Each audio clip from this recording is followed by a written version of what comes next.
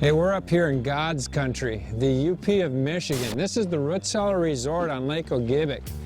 And we're going to do kind of a special little segment this time. A lot of people wonder, if you go to a lake you've never fished before, what do you do? Well, I've never fished walleyes on Gogebic before. Never. I fished ice fishing 2 or 3 times for perch, but I don't really know much about this lake. So what we're going to do is take you on a television show that basically will kind of set the tone for how you go about attacking the lake and see what happens. I don't know if we're going to catch many fish. I heard the bite's kind of tough, but my job in this show is to give you the next bite. Gary! What'd you catch? No.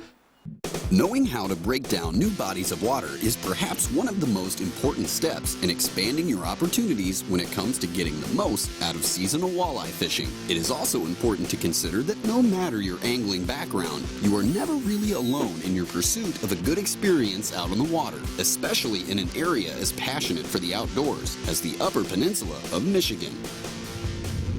When I'm going to a new body of water like this, I like to stop at the local bait shops and buy some crawlers, a soda or something, and just strike up a conversation with the local guys. They can give you some really valuable information, not necessarily hot spots, but general trends and patterns. You know, I'm looking for depths, I'm looking for, at this time of year, where the fish usually get caught. It gives me a starting point, something where when I'm looking at the lake, I can start in an area that has some popularity. Doesn't mean that's how I'm going to fish the lake, but that's a great place to get started when you go to a new place. Let's see you, Ross. Take care. Thank you. Besides checking with your local tackle shop, simply referencing a good lake map is a good way to alleviate any feelings of being overwhelmed on where to start when it comes to hatching a game plan for patterning a new body of water. You are here. Lake Gogebic is Michigan's largest inland lake and is mostly comprised of tapered flats and weeds. Being a northern lake, for walleyes, this means a good starting place is likely to be in the weeds, since they are the most prominent type of structure within the lake. Okay, let's go out, look at the mud here, and then we're going to head right straight to shore and check out that little weed pocket. But as it would turn out, the walleyes are not biting in the weeds. Excuse me, ma'am, would you care to buy a free candygram? But this development by no means is a dead end. It's more like a left turn, as Gary's competitive fishing instincts take over. His tournament mentality for patterning fish is if the walleyes are not biting, then it is if they are not there, and it is time to go find fish that will bite, especially on a lake the size of Gogebic. In this case, the move takes Gary and Mark out a bit deeper to the flats. After marking some individual fish, the biters switch to rigging slow death with bottom bouncers, and almost immediately, the marks become more than just two-dimensional. Your walleye factor. Gogebic's pretty well known for having lots of little fish, and the limit in Michigan's 15 inches. So this guy wouldn't make it. He's going to grow up to be a bigger fish someday, and but it's got a lot of these, and hopefully we'll get into more and more of them. This is the first fish of the trip. Been frogging around in the weeds. We pitched rocks with crankbaits. We did a lot of different things. Marked some deeper rocks, 14, 15-foot stuff, and started pulling bottom bouncers with slow death. We've been doing, what, 5 minutes, Mark? Yeah, if that. And a bite already, so we'll see how it goes. Unfortunately, as the late afternoon approaches, a small but nasty storm cell moves in. Oh, I love my job. And brings with it winds that make rigging a little more difficult than need be for the few fish that Gary and Mark are seeing on the graph. You know, Mark, I think that we're going to find out that there's more efficient ways to catch these fish. There's no doubt they're scattered on this flat. Besides, having set waypoints on their boated fish, plus a few more on some promising marks, Gary's patterning attentions have now shifted to returning in the morning with trolling rods and setting up to cover more water in order to both capitalize on their time fishing as well as locating more fish. We kind of got winded and blown off yesterday, and it's a little nicer day today, but the one thing we did figure out is that these fish seem to be scattered. And whenever you have that situation, the next thing you want to do is start covering water. So today's plan is to break out the crankbaits, planer boards, lead core, and start trolling some of the structure and see what we come up with. As it would turn out, what Gary came up with by trading in their crawlers for crankbaits has not only sped things up. What color did that one come on? One of the twin mice. Oh, One of the little mises that... yeah, you know, they say walleyes hate those mises to pieces. But also heated things up as far as the numbers game is concerned. Like you said, this is a good numbers lake. Yeah, you just kind of roll through them. That's why it makes for a really fun family place, you know, especially if you get in a trolling bite like this. Oh, yeah. Bring the cooler, bring the kids, put out a bunch of lines, and just have a hauling fest. Oh, nice. He is, yeah, he's Well, that pretty lure nice has one. been hot. Yeah, All right. he goes. Yeah, pretty chunky. The trolling is paying off, isn't it? Oh, yeah. The neat thing is, you know, when we were yesterday when it was so rough, we're using a slower method, and we kind of discovered them by a combination of graphing and slow death, but the fish being just scattered on this flat just wasn't the right way to do it. No. You know, this way we're spreading our lines, contacting a lot of fish, so. You know, I think it's pretty normal for fishermen to get confidence in some lures. And you've heard both Keith Cavias and myself talk about the mouse color. This is a pair of flicker sheds that I've been using, you know, not even that long, maybe 5-6 days total on the water. And I'm gonna have the camera guys zoom in on these two baits. They are so beat up from tooth marks from fish. I've actually had to replace the hooks on both of them once because they were so bent up from big northerns and stuff that bit them too. But between the walleyes and the northerns, it's been phenomenal. This is the mouse color. It's actually, I think the real name is Pearl or something like that, but it's gray top, white side. Talk about confidence bait. It's my twin mice, my little mises. Those are my confidence baits. Utilizing flicker shads to help connect the dots into full-blown trolling runs from what started out as a few scattered marks yesterday on the graph while rigging, now has Gary and Mark keyed in on the foundation of their developing pattern for these hungry Lake Gogebic walleyes. This is a walleye. Oh, man! Can't believe he got off. That was a good fish. This is a 3-4 pound fish. If it was a walleye and it hit like one, whew. With the prospect of bigger fish now in their midst, Now, that one actually pulled the board back. I saw it, yeah. combined with a consistent bite now working in their favor, Now, that was more the traditional walleye on a board hit. Yep. it is just a matter of putting the final pieces together on what the difference might be in order to start triggering some of the bigger walleyes to bite. Oh, it's a nice walleye. It looks like about 20 incher. Bring him in here, Mark. There we go. Get him? All right. Nice net job. Yeah.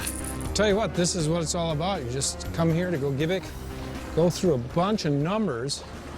Once you figure out the pattern, and then whop-a-doodle. Oh, that's a You get nice the one. ones. Yeah, that one's easily over. Oh, yeah. You know, that's Wouldn't need a measure probably stick 18, for that 19 one. inch fish, and Oh, yeah. which is really good. We could kind of gauge it. We only had one other fish, probably quite this big, that was on lead core and it got off on us.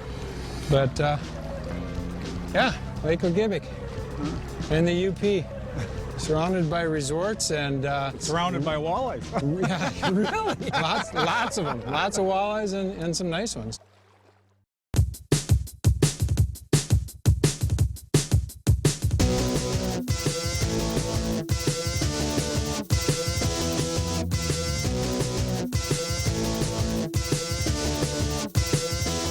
Real deal. Real fishing information from real fishing experts. Presented by Amsoil.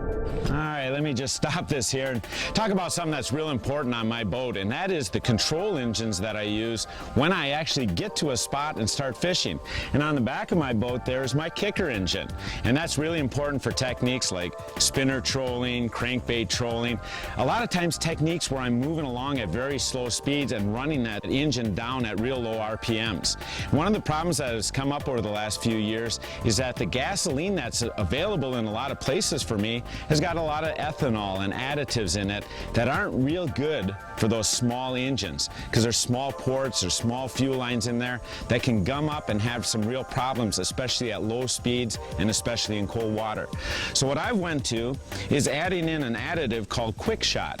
And what Quick Shot does is stop that fuel separation, stop that gumming, and actually even clean up that engine some if you're having some idling problems. So what I like to do is add about a half of a tank full, which is only about 2 gallons for this. I like to add in this Quick Shot, and a full bottle of it treats 12 gallons, so I'll only need a few ounces here. But you just add that right in, and then I like to top off the tank so it kind of gets mixed up in there and mixes with the fuel. But by doing this, by adding that little bit of additive, what I found is that engine idles better, it runs smoother, and it lets me troll real slow to help me catch a lot more fish.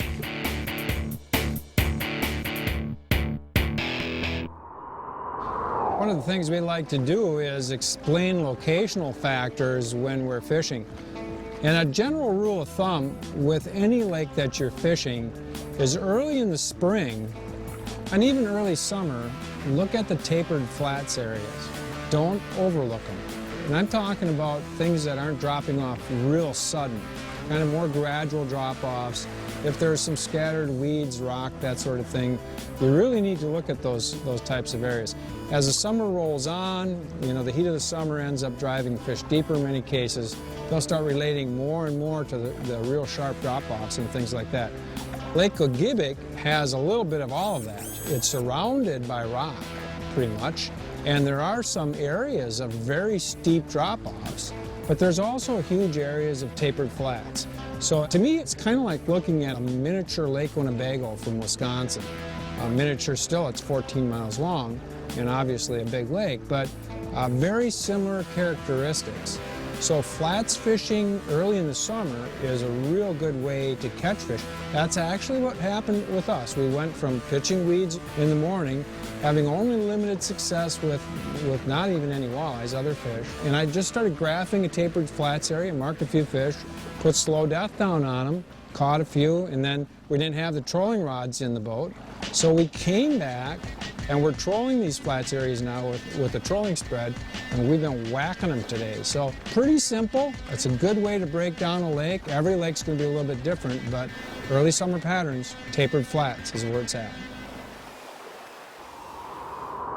Now that the concentration of fish is up thanks to graphing and eliminating water, using waypoints and flicker shads, Gary decides that it is time to move into the final phase of adjustment for their pattern. By combining their earlier success using slow death with their recently established crankbait runs, Gary and Mark hope to up the ante on the possibility of landing some of the bigger walleyes he knows Lake Gogebic is capable of producing. Mark, I got one. This feels like a pretty good fish, too. Oh yeah, this is a nice one. This is a real nice fish. I had just marked a good one too. This is a good fish. I'm ready. See the bouncer. Come on, buddy. Oh, yeah. There he is. Yeah! Look at that stuff. Oh, man. Woo. Hey, this switching to bouncer stuff, I'll tell you what. it's the ticket, buddy. Now that we got them located from trolling. We're marking all these fish, and still catching a couple little ones, but it slowed way down. We could still see they were there, and had that big one on. Oh, yeah. You know, that we lost. Start fishing slow death. I'm thinking, the whole time my gut's saying, try slow death again. They'll bite that. They'll bite that. And just drop down slow death, and man, get a fish. Obviously like that the right thing to do. It's unbelievable. You know, to get a fish of that quality is pretty darn special. Man, that's very. a good fish. That's got to be a 20-incher. Oh, easy. Nice call, dude. Oh. This is turning into fun now, dude. Oh, I'm telling you what, talk about putting a lake together. Oh, yeah. That's nice. Well, I don't know about you, but now that I know this is working, I'm going to rebait and get going again. I think we might have her wired. Wow. You know, one of the biggest pet peeves I have in fishing is having a big, bulky net in the boat. You know, you have to have them when you're fishing for toothy critters, but they take up so much room. You always get the rods and your reels tangled up in them, your lures tangled up in them. Not anymore. I got this. It looks like a piece of pipe. This is the Hibernet from Frable. It's great. Fits right in the rod locker. You need a net, you just deploy it. You net your fish, get rid of it, you're done. Without ever having fished Lake Gogebic before, in the last day and a half, Gary Parsons and Mark Boyd have been able to demonstrate how to successfully approach and break down an unfamiliar body of water when patterning for walleyes. From their initial success with rigging slow death on the flats to spreading out their lines and eliminating water by trolling flicker shads, Gary and Mark have since adapted their technique to trading numbers for size, now wagering their remaining time on the water in exchange for another shot at a big Lake Gogebic walleye. Mark, I got a bite going. Oh, Mark, I got one. This is a good fish, Mark. Good fish? I can feel how heavy he is, yeah. Oh boy. A good one? Yeah, he feels Looks like a heavy. good If one. this is a walleye, it is a good one. Well, let's see This what is a we good got. fish. I can't believe we just started. We haven't See been the doing- oh, bouncer. there he is. There's a bouncer. Oh, look how big he is, Mark. Gary! Get him, Mark. Get him, get him, get him, get him. Oh, man! Look at that. Oh, my God. Get him in here. Gary! What'd you catch? Get him in here. No. Oh, my God! Oh, wow. What a fish! You know, he bit just like a small one would. Oh, I guess buddy. you made the right call. Man, buddy. Oh, Gary. He bit just, he actually almost went dit at first. Wow, I think, yeah, I'll tell you what. He didn't bite like a fish of this size, Unbelievable. but when I set the hook, I knew he was a good one. Oh, what a fish. This place isn't known for kicking many fish No, like this. not like that. I bet he's 27 inches long. Oh, yeah. He's an inch. Wow. Better get her back in the water. Yeah. Get her back right away. Oh, Big beautiful body. fish, Gary. Yeah. And he's a happy fish. Oh, no problem. The one thing about this being a fishing ski, I got an awful comfortable seat up here. Bet you wish you were here. Yeah, that wind's letting up just fine. He's all the way down to 28 miles an hour. I don't know if a fat guy like me can get through this skinny old thing. Unexpected. Northern, no wonder. Slow death, catches everything.